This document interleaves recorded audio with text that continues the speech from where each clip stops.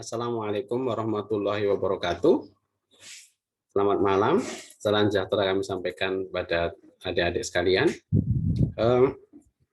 Hari ini, malam ini, saya akan menyampaikan materi terkait dengan penyusunan proposal penelitian, sistematika penyusunan proposal penelitian yang ini nanti sistematika proposal penelitian ini menjadi tugas kelompok sampai pada kalian nanti ujian akhir. Ujian akhirnya adalah penyempurnaan dari penulisan proposal penelitian. Yang setelah UTS nanti semua proposal penelitian harus sudah bisa dibuat draftnya, kita bicarakan bersama-sama. Kemudian dari presentasi proposal penelitian yang kalian buat itu nanti itu akan disempurnakan karena ada masukan-masukan. Nah, dalam menyusun proposal penelitian, karena mata kuliah kita kan pengantar penelitian dan teori kebudayaan. Makanya selain kita punya kemampuan untuk menetapkan teori yang bisa kita gunakan dalam menganalisa sebuah fenomena kebudayaan, kita juga harus punya kemampuan dan ketepatan dalam rangka bagaimana sih menyusun proposal penelitian itu loh. Karena seringkali strategi penyusunan proposal penelitian kalau tidak kemudian kita latih sejak awal, maka seringkali ada banyak mahasiswa yang tidak bisa mengembangkan kemampuan itu, sehingga cara membuat judul menjadi masalah, cara mengawali latar belakang masalah juga tidak tepat, sampai pada bagaimana menyusun rumusan masalah hingga metode penelitian. Nah, di sini akan saya sampaikan beberapa sistematika proposal penelitian yang ini standar minimal, teman-teman, bahwa dalam menyusun proposal penelitian itu ada beberapa sistematika yang harus kalian patuhi. Yang pertama adalah ada judul penelitian, ya kan? Judul penelitian ini sangat menentukan topik yang akan kita teliti, ya kan? Judul penelitian, latar belakang masalah, perumusan masalah, tinjauan dan manfaat penelitian, tinjauan pustaka, atau yang kemudian sering disebut sebagai kerangka pustaka, metode penelitian, jadwal penelitian, personalia penelitian, daftar pustaka, hingga pada lampiran. Ini adalah standar minimal di dalam penyusunan proposal penelitian. Nah, nanti di dalam membuat judul nanti kita bahas belakangan, karena judul biasa topiknya lebih dulu kita tentukan, judul bisa muncul kemudian, ya kan? Judul bisa muncul kemudian. Artinya judul tidak harus dibuat di awal, tetapi akan lebih bagus jika di awal kita sudah bisa menentukan judul penelitian kita. Ingat loh, ini penelitian kebudayaan yang objek yang kita teliti adalah tema-tema yang terkait dengan fenomena kebudayaan.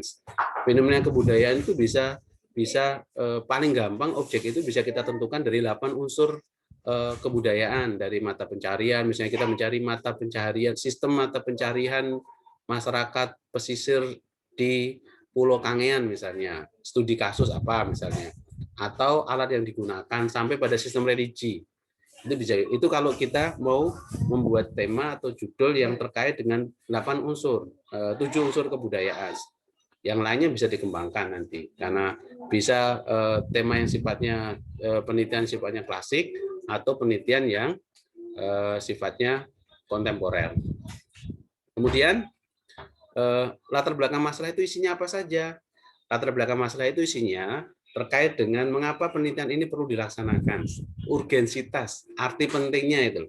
Kalau kalian mau melakukan riset tentang kebertahanan bahasa Madura di masyarakat Pandalungan misalnya, maka mengapa riset tentang kebertahanan bahasa Madura itu perlu diteliti?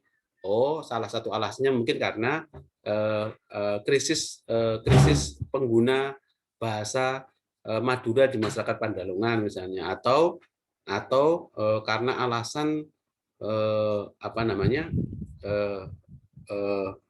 pertemuan dengan sistem budaya yang lain yang mengakibatkan lambat laun tapi pasti masyarakat Madura di Pandalungan itu tidak lagi menggunakan bahasa Madura. Mereka lebih banyak menggunakan bahasa Jawa atau menggunakan bahasa Indonesia misalnya. Atau mungkin kalian mencoba melakukan riset tentang sistem kekerabatan masyarakat Tengger misalnya. Ya kan, bagaimana pola kekerabatan, hubungan antara orang tua dengan anak, hubungan antar persaudaraan, bagaimana upacara pernikahannya, itu juga bisa diteliti. Nah, kemudian uraian kedudukan masalah yang akan diteliti dalam bentuk masalah. Kan? Kalian harus bisa menentukan sebenarnya persoalan yang mau diteliti itu terkait dengan apa misalnya. Kan? Kedudukan masalah itu kan menentukan adanya kesenjangan antara apa yang seharusnya dengan apa yang sedang terjadi.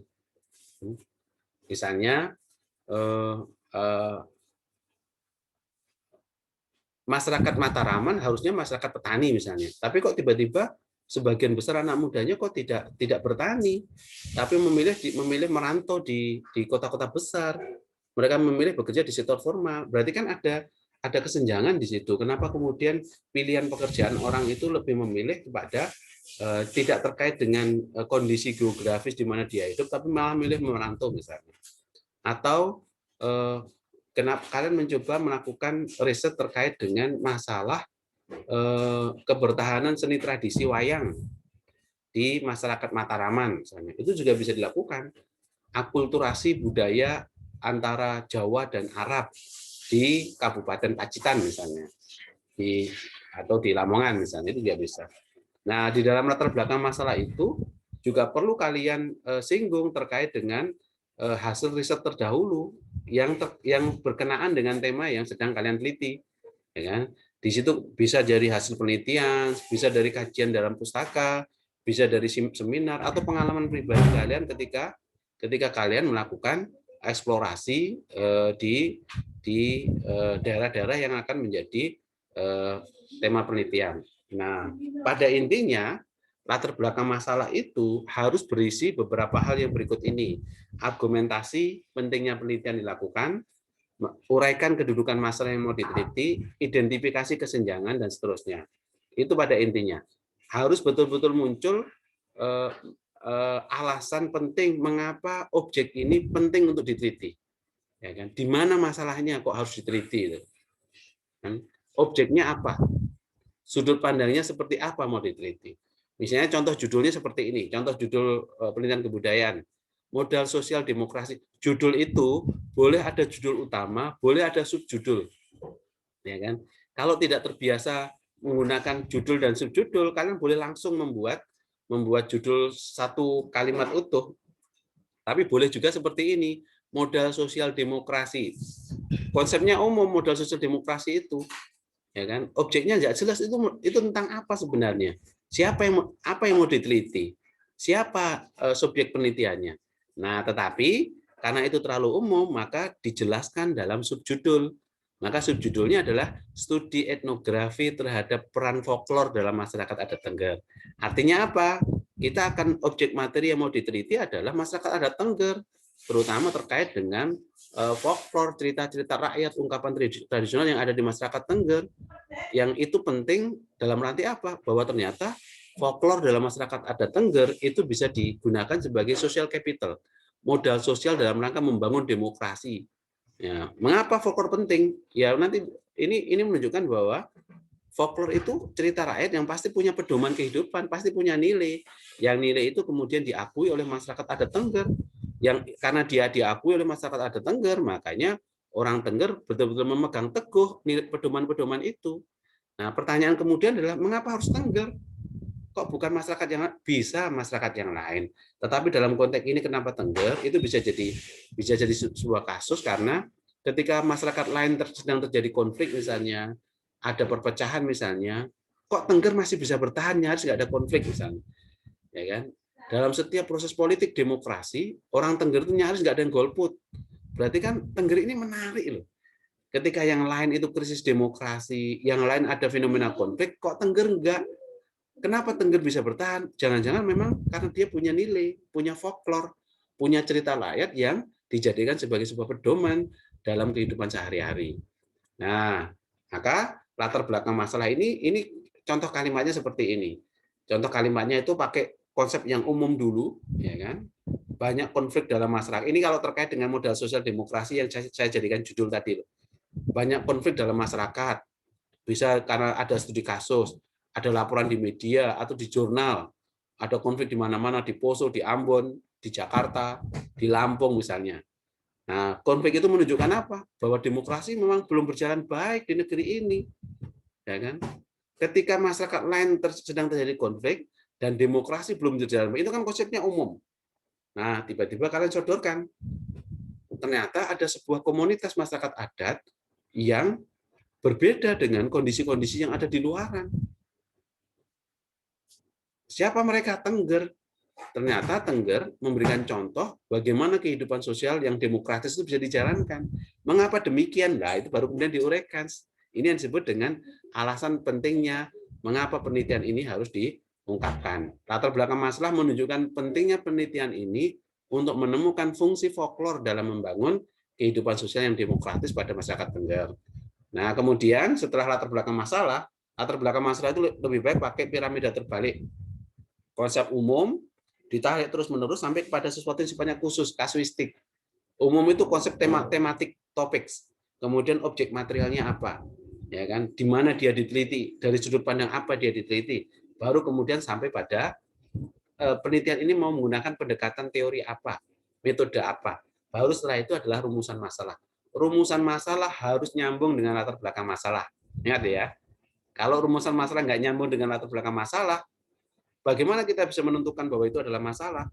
Maka dalam rumusan masalah itu ada pernyataan begini, berdasarkan latar belakang masalah di atas, maka di bawah ini terdapat sejumlah pertanyaan. 1, 2, 3. Pertanyaan lebih baik dipakai dengan kalimat tanya, tetapi tetap boleh tidak harus menggunakan kalimat tanya. Tapi lebih bagus memang menggunakan kalimat tanya. Nah, setelah rumusan masalah nggak usah banyak-banyak, 1, 2 cukup. Setelah rumusan masalah, baru kemudian kita bicara tentang persoalan tujuan dan manfaat penelitian.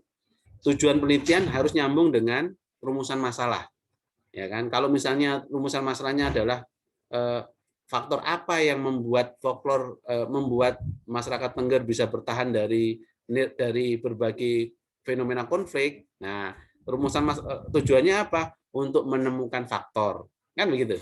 Artinya antara rumusan masalah dengan tujuan itu harus nyambung. Tujuan itu menjawab rumusan masalah. Nah, kalau bisa juga sifatnya numerik, pakai nomor. Setelah tujuan penelitian, baru manfaat. Manfaat itu terkait dengan nilai kegunaan penelitian. Nilai kegunaan itu bisa bersifat teoritis, bisa bersifat praktis. Bisa dipakai untuk pemerintah sebagai rekomendasi kebijakan misalnya, bisa dipakai kepentingan akademik untuk pengayaan informasi misalnya, dan sebagainya. Kalau tujuan menjawab rumusan masalah, kalau manfaat penelitian menunjukkan nilai guna penelitian itu. Nah, ini yang harus teman-teman perhatikan. Contohnya seperti ini. Kalau judulnya seperti ini, ya, kalau judulnya modal sosial demokrasi, rumusan masalahnya adalah bagaimana peran folklor dalam membangun kehidupan demokrasi dalam masyarakat Tengger. Tujuannya apa? Ingin menunjukkan peran folklor dalam membangun kehidupan demokrasi dalam masyarakat adat Tengger. Kan begitu? Antara rumusan dan tujuan nyambung. Nah, setelah kita bicara tentang tujuan dan manfaat penelitian, baru kemudian sistematika selanjutnya adalah terkait dengan tinjauan pustaka, kerangka kepustakaan. Kerangka kepustakaan itu, teman-teman sekalian, biasanya menyangkut 3 hal. Yang pertama adalah penelitian sebelumnya. Kalau judulnya tentang masyarakat adat Tengger, masyarakat adat Tengger itu pernah nggak diteliti orang? Kalau pernah diteliti orang, dalam sudut pandang apa dia diteliti? Kan begitu. Nah, diuraikan secara sekilas. Lalu apa bedanya dengan penelitian yang sedang kalian buat misalnya? Nah, itu namanya penelitian sebelumnya. Dan itu harus ada referensinya. Nah, namanya tinjauan pustaka. Tinjauan pustaka harus menyangkut buku yang dia acu. Lebih baik jurnal kalau riset itu, karena jurnal itu pasti up to date. Nah, setelah apa namanya penelitian sebelumnya, baru kemudian bantasan konseptual atau kerangka konsep. Kalau judulnya adalah modal sosial demokrasi, studi etnografi tentang peran folklore, maka kerangka konsepnya harus menjelaskan apa? Harus menjelaskan terkait dengan judul atau topik tadi. Masalah batasan masalahnya seperti apa? Pengertian seperti apa? Apa sih yang disebut dengan modal sosial itu? Apa sih yang disebut dengan modal sosial demokrasi? Apa sih yang disebut dengan etnografi? Apa sih yang disebut dengan folklore? Dan siapa sih masyarakat adat Tengger?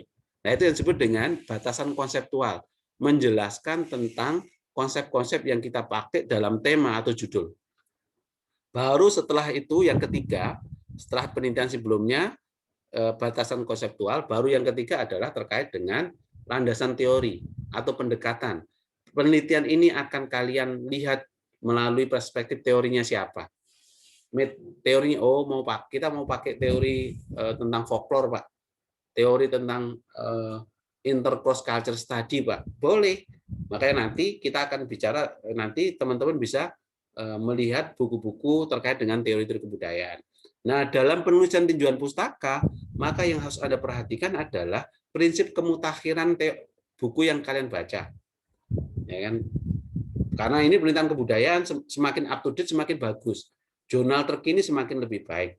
Dan yang kedua, prinsip relevansi. Ya kan? Mutakhir boleh, tetapi kalau dia nggak relevan, ya nggak bisa dipakai.